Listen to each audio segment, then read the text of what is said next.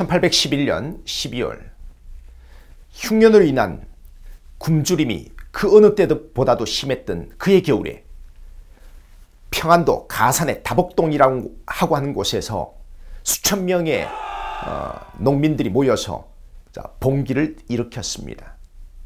이 사건이 바로 그 유명한 홍경래의 난입니다. 자, 그러면 이 홍경래의 난이 일어난 그 1811년으로 한번 가보겠습니다. 이 홍경래의 난은 왜 일어났을까요? 당시는요, 순조 임금이 즉위하고 있었습니다. 순조가 이제 정조 아들이죠. 근데 이제 어린 순조가 왕이 되고 나서 처음에는 정순왕 후 김씨, 왕의 증조 할머니가 수렴청정을 잠깐 했지만 그 뒤에 30년 가까이 순조의 장인이었던 김조순이 정치를 주도했습니다. 이건 이제 우리가 세도 정치라고 합니다. 특정 외척 가문 안동김씨, 이 김조순이 안동김씨거든요. 반단박씨, 풍량조씨, 이런 특정 외척 가문이 비변사의 고위관직을 독점하고 정치를 주도해 나갔습니다. 자, 근데 아무래도 이렇게 권력이 소수에게 집중되면 여러 가지로 어떤 정치 기강의 문란이 나타날 수밖에 없죠. 그래서 이제 매간매직이라고 하죠. 관직을 서로 사고 파는 겁니다. 이런 정치 기강의 문란은 고스란히 민생 파탄, 즉 뭡니까? 농민들의 어떤 세금 부담이 늘어나게 되죠. 이건 이제 우리가 삼정의 문란이라고 합니다. 자, 근데 이 농민봉기가 홍경래의 난이 왜 하필 평안도 지역에서 일어났을까요?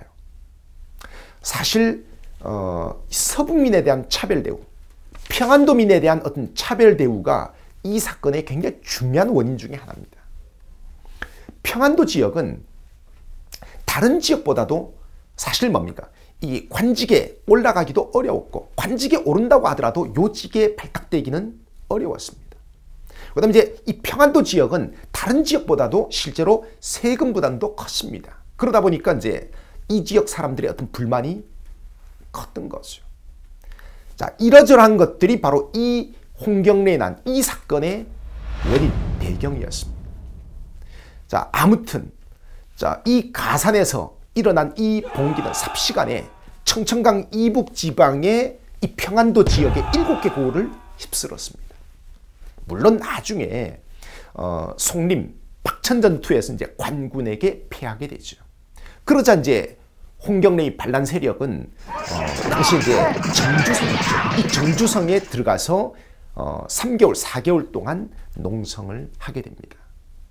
나중에 결국 관군이 이 정주성을 폭발을 시켜서 결국 이 사건이 진압이 돼요. 하지만 이 사건은 그 뒤에 진주밀란, 이 진주밀란이 확대된 게 바로 임술농민봉기죠. 그 다음에 나중에 동학농민운동, 19세기 그 농민항쟁, 그 농민봉기의 어떤 시발점이 됐다는 점에서 굉장히 중요한 사건으로 우리가 볼 수 있는 그런 사건입니다. 자, 여러분, 지금까지 19세기 농민항쟁의 선구자였던 그 홍경래의 난, 그 홍경래의 난의 핵심 인물인 홍경래에 대해서 알아봤습니다.